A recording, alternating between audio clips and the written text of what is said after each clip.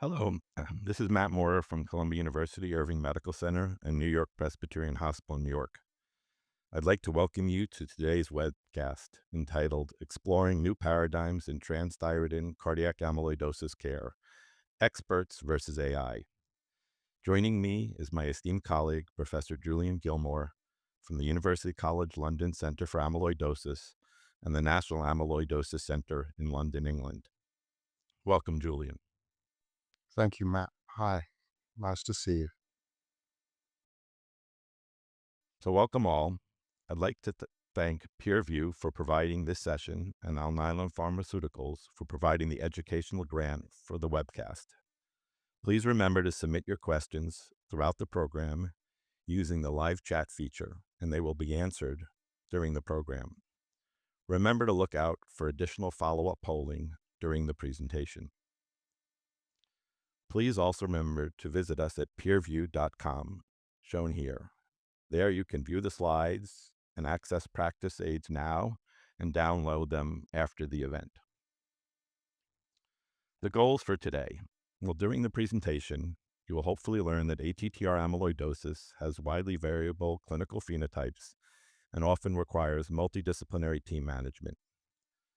You'll learn that the diagnosis of ATTR-CA by cardiac scintigraphy is only valid if monoclonal proteins are not present. And finally, we'll discuss targeted therapies for ATTR-CA that slow disease progression, all of which are most effective if initiated early in the disease course. How will we incorporate AI into this activity? We will ask AI chatbot to review the care of patients who've been referred with suspected ATTR-CA, walking through each step of the diagnosis and treatment. So I'd like to turn it over to my colleague, Dr. Julian Gillmore, who will focus on Spotlight on ATTR, recognizing patterns to avoid misdiagnosis. Take it away, Julian. Thank you very much, Matt. So, amyloidosis can affect the heart or is characterized by infiltration of amyloid fibrils in the heart. And the fibrils can be composed either of light chains derived from a monoclonal, usually plasma cell dyscrasia, which is formed in the bone marrow, or the amyloid fibrils can be derived from the TTR protein, which is produced almost exclusively in the liver. In ATTR amyloidosis, in which the TTR protein is the amyloid fibril, that protein may be mutated, and that's hereditary or variant ATTR amyloidosis, or it may be what we call wild type, in other words, with a normal sequence, and that's generally age-related. Both types of amyloid affect the heart, as we heard, but there are some differences in that AL cardiac amyloidosis doesn't often affect orthopedic tissues, and in wild type ATTR amyloidosis, certainly the kidneys are not typically affected by, or certainly not infiltrated by amyloid. And in the variant ATTR amyloidosis, the kidneys are very infrequently involved by the condition. There are more than 130 mutations in the TTR gene that can give rise to hereditary ATTR amyloidosis, and the dominant features of ATTR amyloidosis tend to be either the cardiac features or the neurological features. And there are certain mutations or a particular mutation, the V30M mutation, which essentially, if it's early onset, usually in patients from Portugal, causes a predominant and pretty much isolated neurological syndrome. There are other mutations, including most of the mutations that are common in North America and in the UK, including the T60A, the V122I, which cause a predominant cardiac phenotype. Having said that, pretty much every one of the 130 mutations can give a mixed phenotype, although the vast majority will have dominant cardiac features or dominant neurological features. So before we move on, please take a moment to answer a poll on ATTR-CA phenotypes. So this is a study that was conducted by Dr. Ruberg, SCAN MP. It was a prospective multi-center cross-sectional cohort study conducted between 2019 2024 in the US. And the primary inclusion criteria were age over 60, Black or Hispanic uh, origin, diagnosed heart failure, and an LV wall thickness of at least 12 millimeters with an LV ejection fraction of more than 30%. And what this study shows is that ATTR-CA is not rare among older adults with heart failure in the United States. And you can see that aged over 75, the prevalence of ATTR-CA is between 10 and 15%. And amongst Black men over 75 years old, the prevalence is as high as between 15 and 20%. So the clinical manifestations of ATTR amyloidosis can really be divided into cardiac and neuropathic. The cardiac manifestations include heart failure, atrial fibrillation, bradyarrhythmias, and conduction abnormalities often requiring insertion of pacemakers. The neuropathic features include peripheral neuropathic features, so amyloid polyneuropathy, which includes pain and weakness in the upper and lower limbs, usually starts in the lower limbs, and autonomic neuropathy, which includes orthostatic hypotension, intolerance to blood pressure medications, chronic bowel problems, often starting with alternating diarrhea and constipation and progressing to chronic diarrhea. And they include erectile function as well as a feature of autonomic dysfunction. The other feature of ATTR amyloidosis is musculoskeletal manifestations, which often predate the onset of the cardiac or neuropathic disease, and that includes bilateral carpal tunnel syndrome, back pain caused by lumbar canal stenosis or spinal stenosis, ruptured biceps tendon, giving the Popeye sign, and then shoulder, knee, and hip pain, often requiring surgery, although that's obviously very non-specific, particularly in the age group of patients that are susceptible to this disease. And another musculoskeletal feature of the condition is trigger finger. So here is a diagnostic algorithm for cardiac amyloidosis, and essentially, if one has clues from the history, an ECG, and particularly an echocardiogram or a cardiac MRI scan, if one suspects cardiac amyloidosis on the basis of those imaging techniques and the clinical history, the next stage is really to look for evidence of a monoclonal protein, and that includes doing 3 tests: the serum free light chain assay, the serum immunofixation, electrophoresis, and immunofixation. It's important to mention that immunofixation is more sensitive than electrophoresis and is an important component of that assay. And then urine electrophoresis and immunofixation. If there is no monoclonal protein and one undertakes a PYP, or in the UK, a DPD scan, with SPECT, and shows that there is myocardial uptake, which is greater than or equal to the uptake in the bones. In other words, perigeny grade 2 or 3 uptake on a PYP or DPD scan, then in the absence of a monoclonal protein, one can confidently make the diagnosis of ATTR-CA. And one is then left to undertake genotyping to differentiate between the wild type and the hereditary condition. If there's no monoclonal protein and the PYP or DPD scan is negative, that in itself makes cardiac amyloidosis very unlikely, because one has effectively all but excluded AL amyloidosis on the basis of the monoclonal protein and all but excluded ATTR amyloidosis on the basis of the PYP or DPD scan. There are a few exceptions with rare variants that have less uptake than expected on a PYP scan, but in the whole, that makes cardiac amyloidosis very unlikely. At the other end of the spectrum, if there is a monoclonal protein, then one really is has to suspect uh, AL amyloidosis in the heart. And at that stage, the important thing is to undertake a biopsy to determine whether a patient has AL amyloidosis in the heart or indeed might have ATTR amyloidosis with an incidental monoclonal gammopathy, which is not uncommon in this older age group. I mentioned that at the final stage of diagnosing ATTR-CA, one needs to differentiate between the hereditary condition and the wild type or acquired condition. This is also true for other cardiomyopathies in the context of cardiologists managing cardiomyopathies.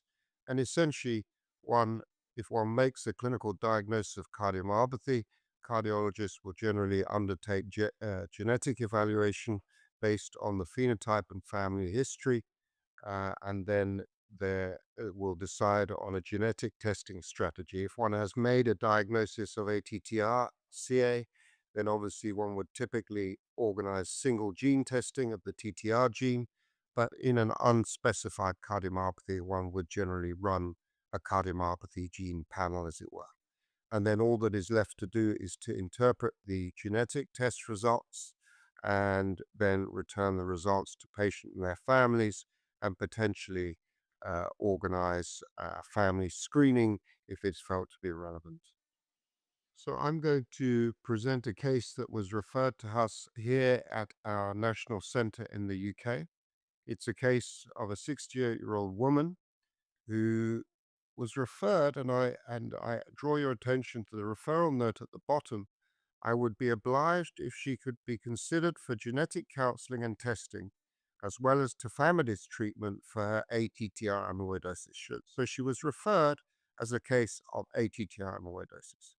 And her history was that in October 2024, she started to experience breathlessness. And in November, she was admitted with a left MCA territory ischemic cardiovascular accident for which she was thrombolized. She had an echocardiogram that was suggestive of cardiac amyloidosis and showed preserved LV ejection fraction and an NT-proBNP of 3,000 over 3,000. She had a cardiac MRI scan a month later, and that was absolutely characteristic of cardiac amyloidosis, and a DPD scan that was perigeny grade 2. Her transthoracic echocardiogram didn't show any intracardiac thrombus, and she was treated with heart failure medications and anticoagulation. And shortly afterwards, she reported progressively worsening dyspnea. She was in NYHA functional class 2. Her examination showed a clinical frailty score of 4. She had macroglossia on clinical examination, and she was hypotensive with a blood pressure that you can see there. There was no postural blood pressure drop. Her 6-minute walk test was 207 meters, which is 47% of that expected for a woman of her age. You can see her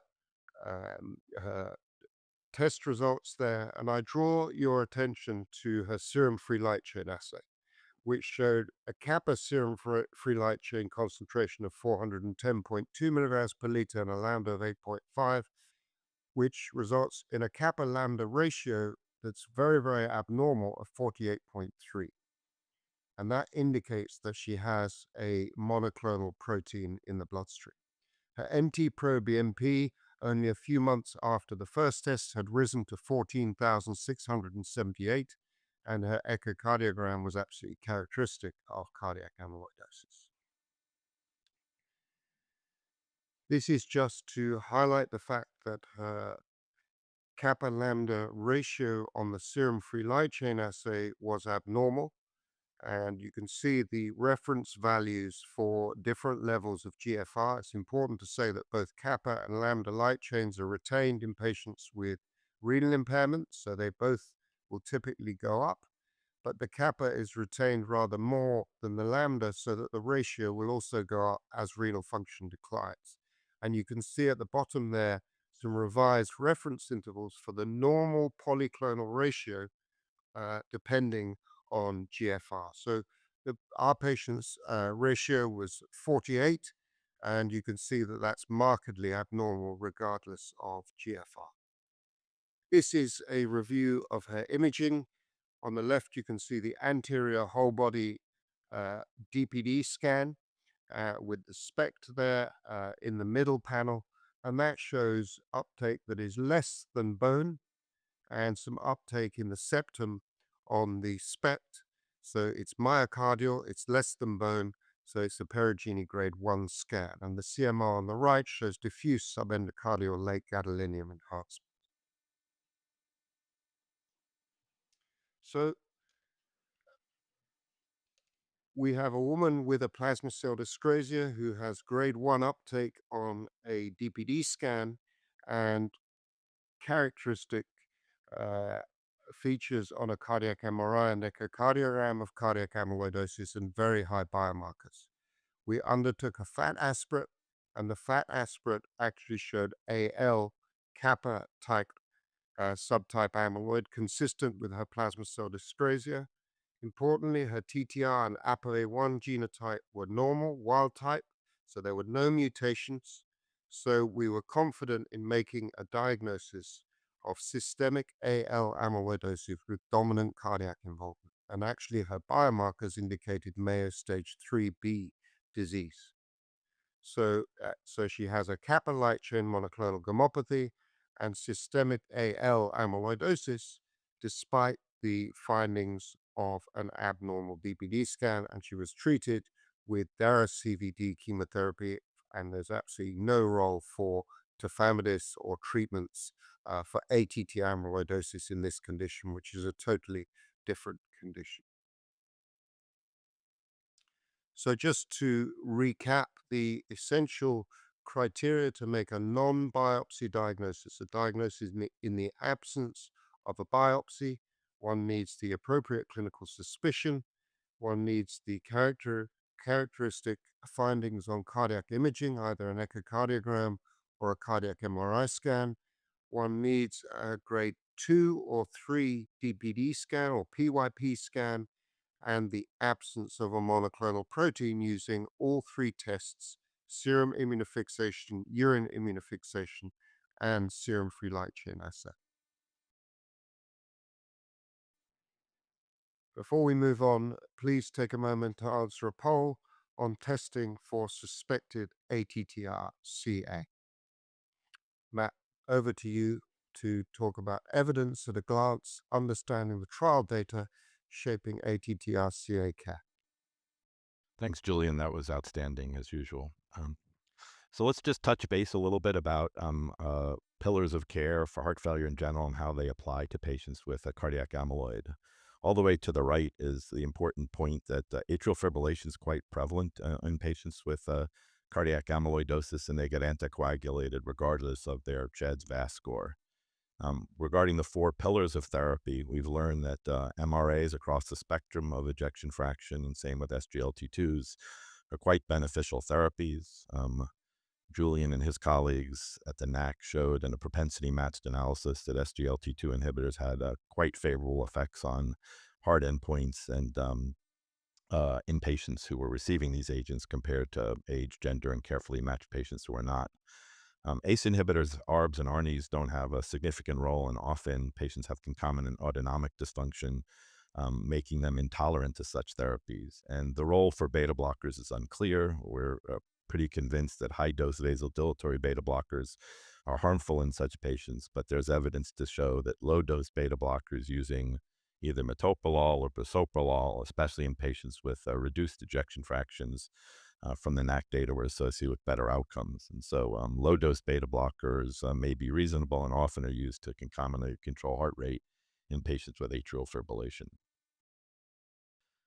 The emerging therapies for TTR amyloid has really evolved from a great understanding of the underlying pathobiological processes. As we heard, TTR is a protein either produced in a a normal or variant form by the liver on chromosome 18. It's a homotetramer or four-leaf-like clover. And in the setting of either advancing age or variants in TTR, the protein can become unstable. There's also proteolytic cleavage that could be operative, resulting in monomers or oligomers that can form amyloid fibrils and deposit in the organs. And once you understand this biology, you can elucidate preventive or treatment strategies, if you will. The first was liver transplant, which we no longer use, but we now have a gene silencers, a plinotersen, patisiran, and vutrisiran that can stop the hepatic production and meaningfully improve outcomes in patients. And we have TTR stabilizers for many years, tafamidis, now acoramidis, and off-label diflunisal that stabilize the protein. And amyloid degradation is an active area of investigation with no therapy yet on the market. The ATTR ACT trial first showed that stabilization was effective. It was a trial of 441 patients, including wild type and variant patients. They received both 20 and 80 milligrams of tafamidis, which was pooled, comparing those on tafamidis versus those on placebo. And we saw quite surprising 13% absolute risk reduction in mortality, which, as you can see from the survival analyses there, tend to emerge at about 18 months. The mortality effects in all of the trials are somewhat delayed and don't occur immediately, further emphasizing the importance of early diagnosis. And there was demonstrable effects on mortality with a number needed to treat a 7.5 to prevent a death, and a reduction in CV hospitalizations with an NNT of about 4 to prevent one hospitalization over 12 months. Similarly, tafamidis in the ATTRACT trial slowed the decline in functional capacity and quality of life, didn't improve things, and you can see the differences there emerging earlier than the mortality effect. We have a new agent on the market as of November of last year in the U.S., acoramidis, that was studied in the Attribute CM trial, again, a phase 3 trial that was slightly larger using acoramidis at 800 milligrams twice daily. Patients were randomized in this trial 2-to-1 to receive active therapy versus placebo, and most patients had wild-type disease, though there were patients with variant as well. During the first 12 months, they didn't allow tafamidis therapy, and there was some tafamidis drop-in, though I don't think that meaning affected any of the outcomes. And the original approach was a hierarchical four-component Finkelstein-Schoenfeld method that strongly favored acoramidis. Way more than half of the wins were related to all-cause mortality and CV hospitalizations. And you can see here the curves that show significant effects both during the trial and during the open-label extension, with a dramatic 50%, if you will, reduction in the rate of first CV hospitalization in the population who received acoramidis versus placebo. We've also learned that TTR stabilizers will result in increases in serum transthyretin concentrations, as shown here in the Attribute CM trial. Those have recently been associated with improvements in outcomes, and it's a nice way to show the patient in the clinic by serial testing that the drug is effective. And similar to the ATTRACT trial, there was a slowing of the decline in the 6-minute hall walk functional capacity in KCCQ, and a slowing of the rise in the rate of biomarker increases that we're seeing with this example, NT-proBNP. A third agent working in a different mechanism of action is vutrisiran, a silencer next generation that's administered subcutaneously, and this was studied in the landmark Helios B trial, presented and published in the New England Journal by Mariano Fontana. Here we randomized 655 patients, 1-to-1 to receive vutrisiran subcutaneously, 25 milligrams every 3 months versus placebo. And the primary endpoint was a composite of death from any cause and recurrent CV hospitalizations. Notably, a large percentage of these patients were concomitantly receiving tafamidis at baseline, and an additional 20% almost dropped in, receiving tafamidis during the clinical trial. And as you can see, there were significant effects on the time to first event in the overall population, and reduction in mortality in the overall population treated with vutrisiran versus a placebo. And the opposite is seen with a silencer. To remind you, these are drugs that decrease the serum transthyretin concentration, and that's their mechanism of action. And there was an 81% decline on average in the group receiving vutrisiran. Again, we see a slowing of the decline in 6-minute hall walk in KCCQ, and a significant attenuation in the rise of cardiac biomarkers, in this case, the NT-proBNP. Those similar effects were seen with troponin. Across multiple pre-specified subgroups shown in this forest plot, there was really absence of heterogeneity of the clinical benefit of vutrisiran, and as you can see, particularly in the tafamidis cohort, those were not receiving or not receiving tafamidis, there was no evidence of heterogeneity suggesting a treatment effect across the populations. Um, Notably, we've made tremendous progress in this particular field, evidenced by examining, if you will, the three trials that I just mentioned. While the age hasn't changed very much, trials have gotten a little bit larger. We've unfortunately got less successful at enrolling variant patients, which I think is not a good thing. But notably, you can see New York Heart Class, particularly Class 3, has plummeted. And as you can see from the survival curves on the right, just looking at the placebo arms in the kind of the dashed lines, there have been significant improvements in overall survival in the placebo population not receiving active therapy, which suggests that clinicians in the real world have done a fantastic job at identifying patients at an earlier stage of disease, which is, again, critical to leveraging these particular therapies. And that's reflected, as you can see, in the NAC stage, in which NAC stage 3 has also gone down quite a bit. Same for NAC stage 2 and an increase in NAC stage 1 patients.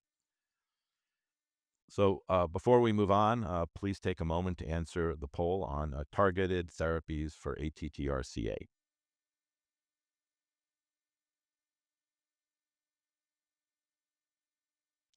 So I think now we will turn our attention to, if you will, the expert versus artificial intelligence. As artificial intelligence, I think, permeates the world of in general and in medicine, people begin to rely on it, and we thought we'd explore how effective it is at diagnosing and managing what we perceive to be a very complex clinical syndrome. So here we're going to put in a patient who is referred to my center in the AI chatbot and see what they think. This is a 54-year-old man who's referred to our center for genetic testing. He has a brother who has a variant cardiac amyloidosis due to the common Irish variant, so-called ALA60 or THR60 ALA, often associated with a mixed phenotype. And we asked the chatbot, what red flags should we look for in my patient's medical history?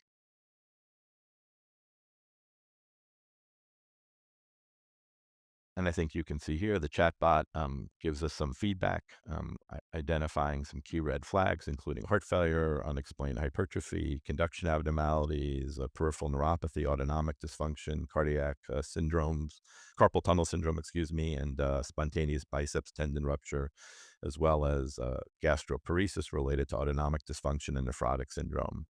And the chatbot notes that the family history increases the likelihood of them carrying the same variant because these are inherited in autosomal dominant fashion. And genetic sequencing is seemingly advocated for in this. And they're already suggesting different therapies, interestingly. So maybe Julian, I guess my key takeaways is it seems to me like the red flags that were suggested by the chatbot are appropriate, maybe not specific for the particular mixed phenotype that we're talking about, kind of just more of a laundry list. Notably, the only testing, which is probably appropriate up front, is genetic testing. Certainly, if the patient doesn't have the variant, the diagnostic likelihood would go considerably down. Treatment recommendations seem appropriate, but I don't know if you have any other thoughts or comments.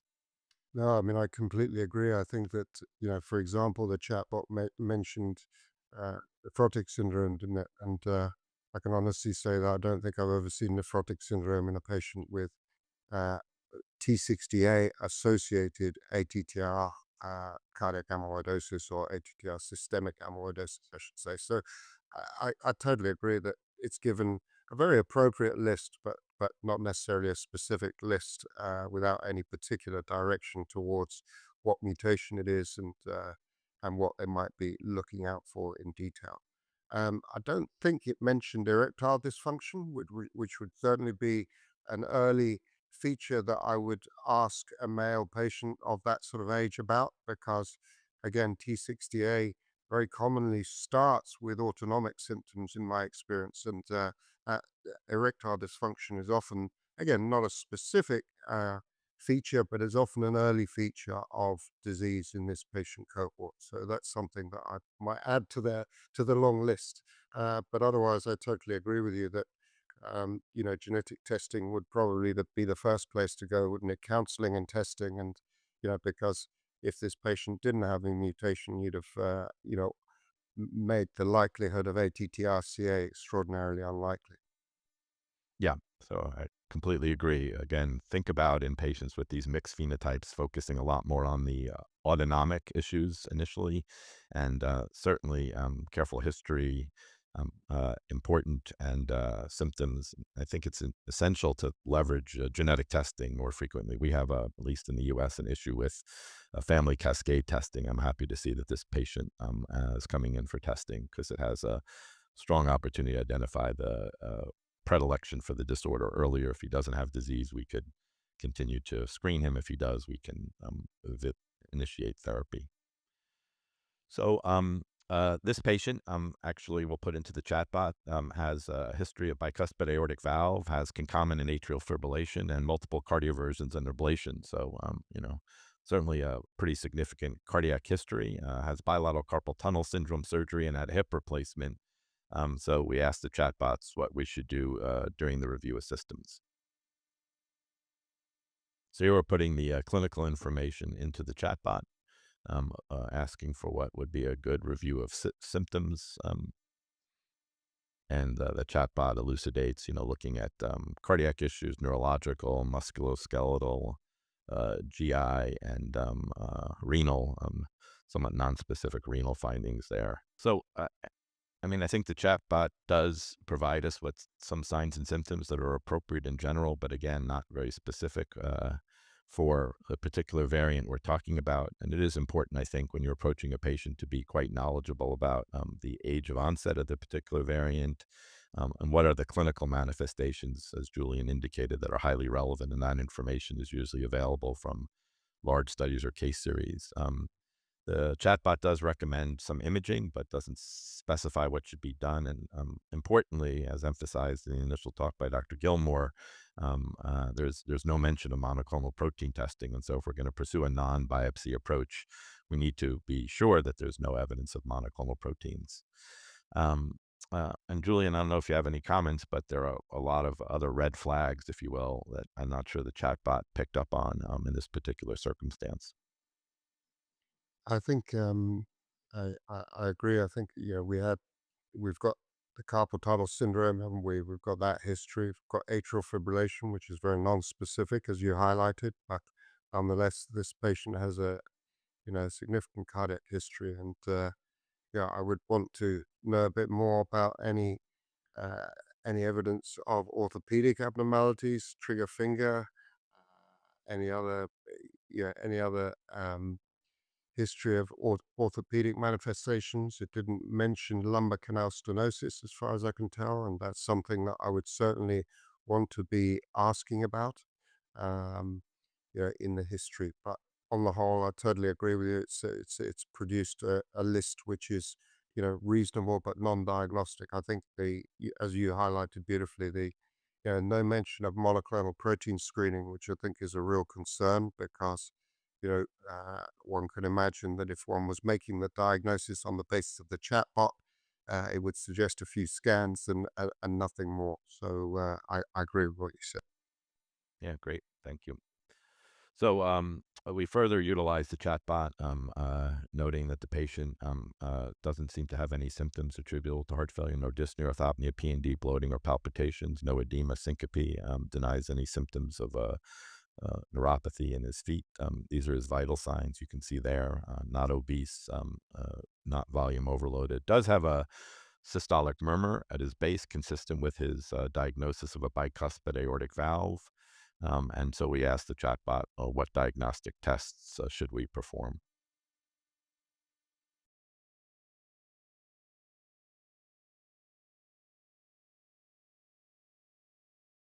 So as you can see, the chat box says, no symptoms of genetic testing is certainly important in this patient who's got a family history and is at risk at a 50% chance of having the same variant.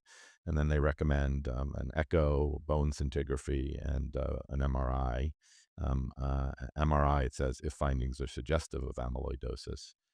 They note that the bone scintigraphy here should be done in combination with monoclonal protein testing. So it's finally waking up to exclude AL amyloid. So I would summarize, I think the chatbot did a very nice job of naming the appropriate tests, but really no prioritization seemingly was given. None of these tests are, again, specific for this particular variant. EKG is implied as a test, but not explicitly recommended. And finally, as I said, we get to the monoclonal protein testing. So, I mean, I guess, Julian, how would you pursue circumstances in this particular, case? Testing, genotyping, what would you do in what order? So I think we would start very much with counseling and genotyping. And the first thing would really be to find out that the patient either does or doesn't carry the variant. Assuming they do carry the variant with the history that was mentioned, I think we would next undertake an echocardiogram and a DPD scan along with a monoclonal protein screen. And I'm not sure that one would necessarily, assuming the echocardiogram was characteristic of cardiac amyloidosis or even suggestive, if the PYP or DPD scan was positive more than grade two or three, then we wouldn't necessarily undertake a CMR in that circumstance in our unit. And then finally, so the monoclonal protein screen, as we mentioned, obviously important to exclude, monoclonal protein.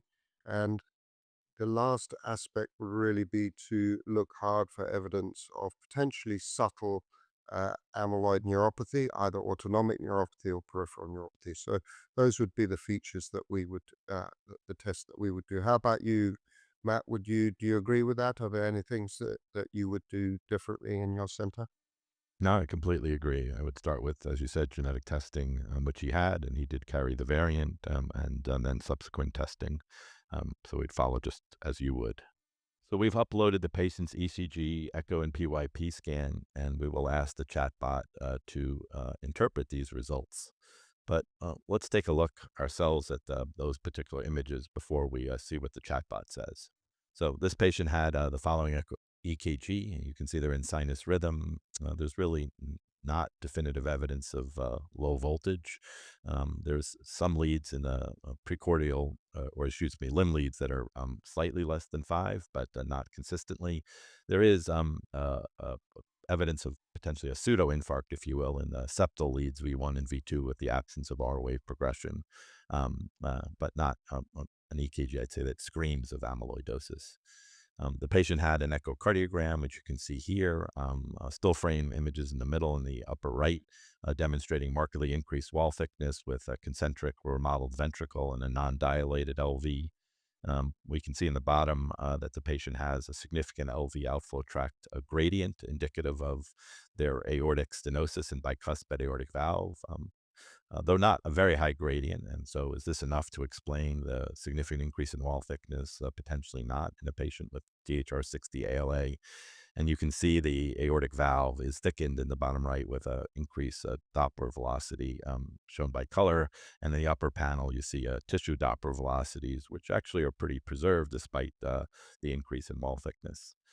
And then this is the SPECT PYP scanning demonstrating diffuse myocardial uptake, indicative of transthyretin amyloidosis in the absence of any monoclonal proteins. So let's see what the chat bot thinks of these particular images.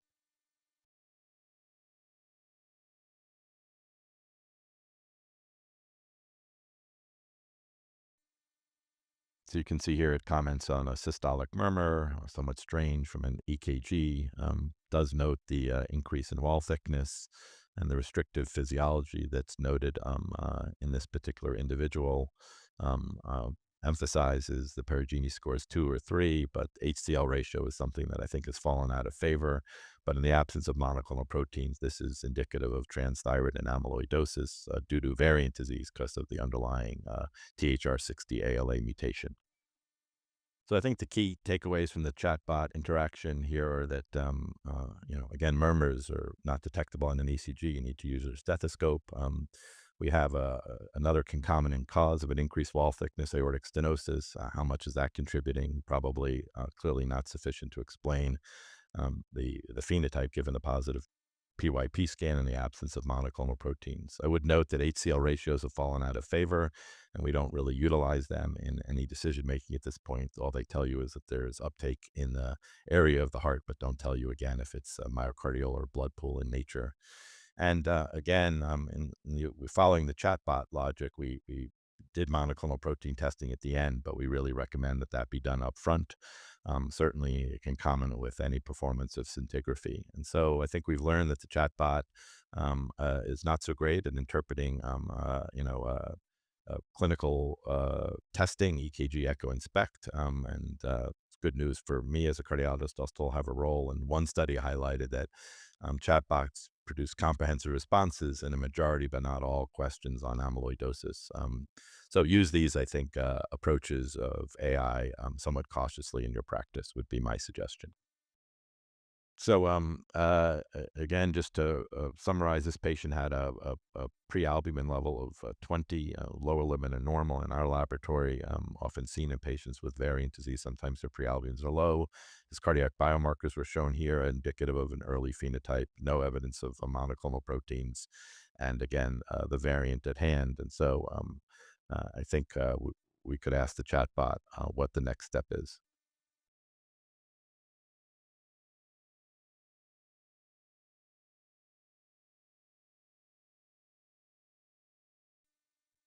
So the chatbot recommends a scintigraphy, which we've already done and supplied, so maybe a little out of order.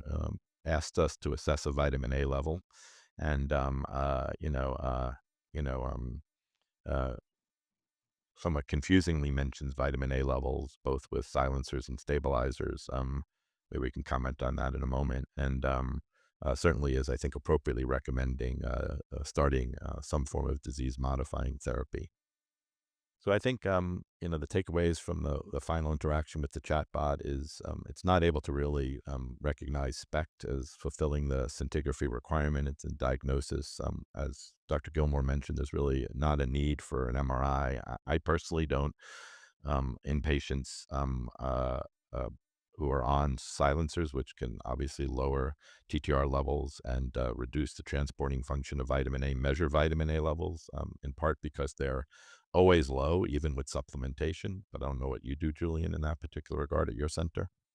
We're exactly the same. I completely agree with you. We wouldn't measure vitamin A levels, which are, as you say, always low. And we've got no evidence, have we, that with supplementation there are any clinical problems associated with TTR knockdown from gene silencers.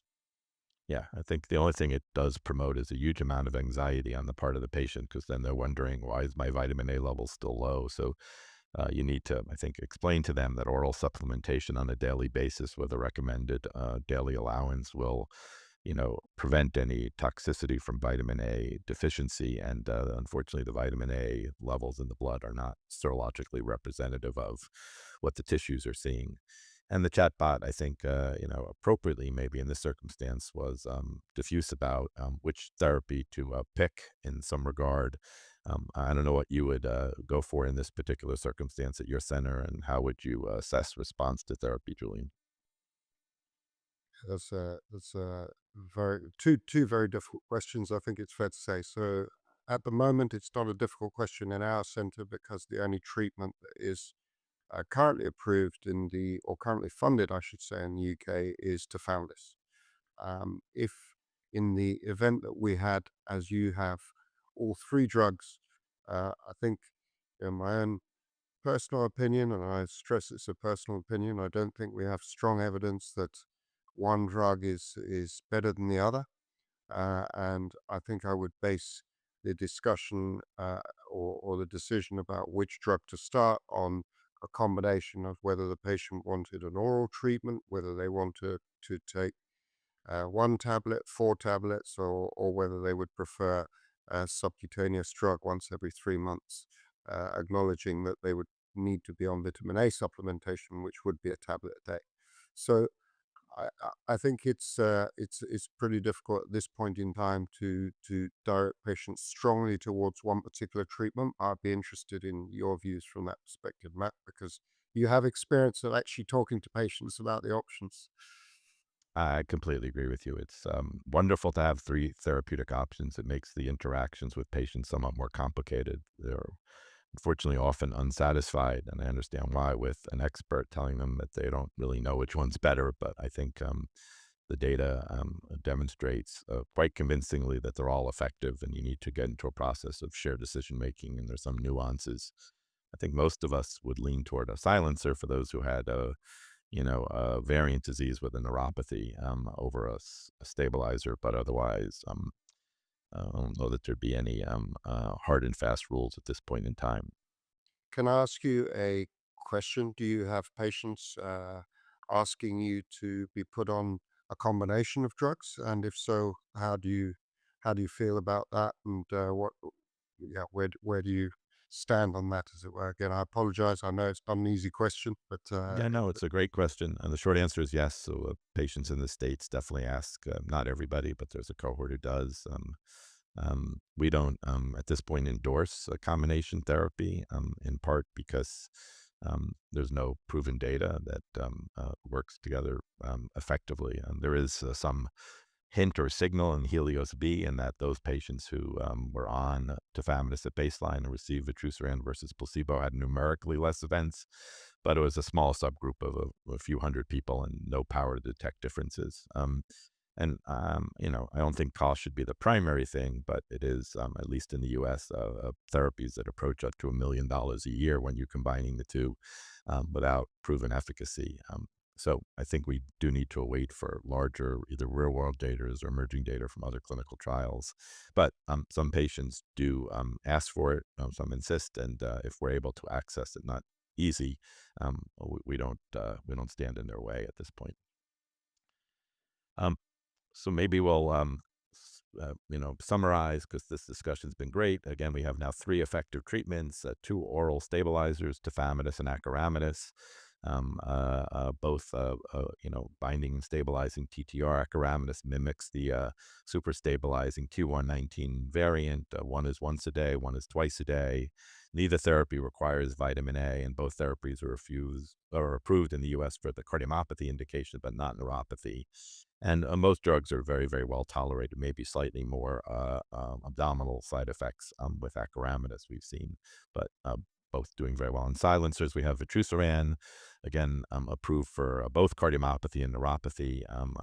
Main side effect is some, injection site reactions, if you will, or some arthralgias. Again, vitamin A knockdown occurs here, and so you need to take a vitamin A supplement. And the mechanism of action here is very different, where it's basically silencing the hepatic production of transthyretin and administered subcutaneously, as Dr. Gilmore said, every 3 months. With regard to progression, I think this is an emerging arena. This was the first paper several years ago based on a group of experts to propose criteria in the clinical and functional biomarker and imaging realm. There's been a wealth of other data, predominantly that emerging from the National Amyloid Center with Julian and Mariana Fontana, demonstrating that many of these parameters are useful. Some are not so useful. Particularly, we've learned that there's increases in NT-proBNP, usually of 700 picograms, and 30% are predictive of subsequent unfortunate all-cause mortality. Same with troponin, worsening max stage, New York Heart class. Functional measures, we've learned probably a 35-meter decline in the 6-minute hall walk, or 5% associated with outcomes, and data emerging even on quality of life measures and KCCQ measured serially can predict outcomes. So we have a wealth of ways to monitor disease progression. We do not know, though, if someone's progressing, that is an indication to do anything differently therapeutically with TTR. I think that's a question that's needing to be addressed, and progression could occur for reasons outside of the biology of transthyretin. I don't know, Julian, anything to comment or add No, about I that? think you've summarized it beautifully, Matt, of the current state of play, and I totally agree that it's evolving, isn't it? And we've got more to learn. Yep, which is great. So, again, we've also learned that through the attribute CM, these are recent data looking at cumulative cardiovascular events that especially early on, there seems to be a divergence, further emphasizing, I think, that there's an importance of early administration of these particular therapies to demonstrably improve the outcomes amongst patients. Similarly, interesting data that just emerged from the Heart Failure Society of America meeting showed that looking at AEs related to GI events and GI involvement is not uncommon, either due to autonomic dysfunction or direct amyloid deposits, that there were significantly less GI adverse events per patient per year in those who received active therapy, in this case, vutrisiran, either with hereditary or wild type disease versus placebo, suggesting some potential clinical benefits on extracardiac manifestations. And as you heard today, there is a real need for an interprofessional and multidisciplinary team. Certainly, neurologists and cardiologists are the quarterbacks, given the predominant phenotypes, but genetic counselors are important, pharmacists, physical occupational therapists, allied health professionals, in particular, in our center, nurse practitioners, to really provide optimal care for a complex group of patients. And as you heard, not all amyloid is TTR. You often find AL when you look carefully, and you'll need a multidisciplinary team of oncologists who have expertise in managing AL amyloid. We didn't talk today much about ocular manifestations, but that's going to be, I think, an important future area, and multiple other specialists in trying to optimize the care for patients. Uh, Julian, anyone I think we left off in this list, or anyone you wanted to emphasize? No, I mean, I think you've got everyone there, haven't you? And you highlighted the ophthalmologist who, we haven't talked much about, but certain mutations, as you alluded to, are associated with vitreous opacities and vitreous deposits and various other eye manifestations that we need to remember in a patient with hereditary form of ATTR amyloidosis. And, again, putting it all together, this is a disorder that I think we've come to realize is not as rare as we thought. A high index of suspicion is important. Once you've confirmed the diagnosis appropriately with the right workup, you want to, I think, try to maintain euvolemia, particularly MRAs and SGLT2 inhibitors we learned are quite effective. Be careful with high dose vasodilators, beta blockers. There are a whole host of disease modifying therapies now, at least three in the US approved that are available. And again, for those with a variant disease and a polyneuropathy, I think silencers are a favorite therapy.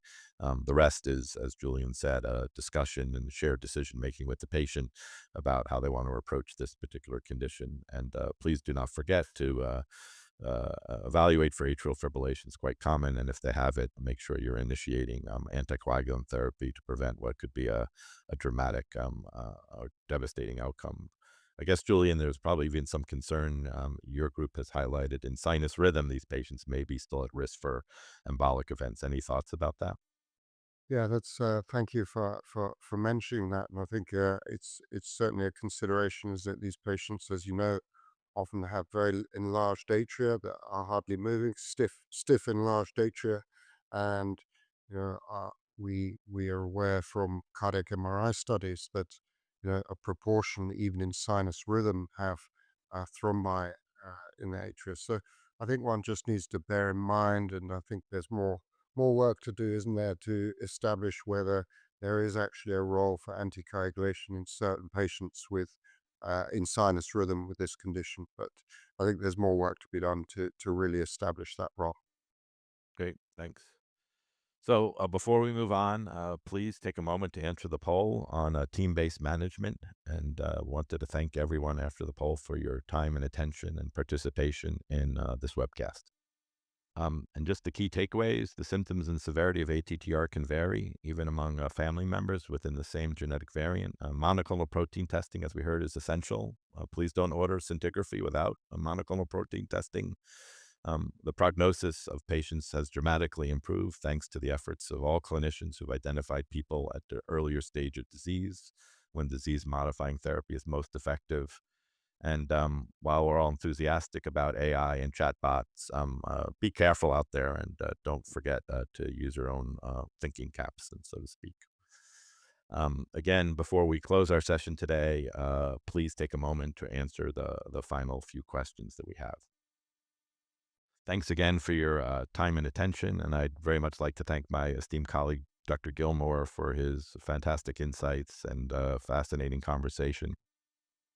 Likewise, Matt, it's been an absolute pleasure as ever to talk and learn from you, and thank you very much. Same here. So I hope everyone found the activity and the information updating to your understanding of the recent advances in the management and diagnosis of ATTRCM. Please remember to follow the link and complete your post-test survey and evaluation for credit.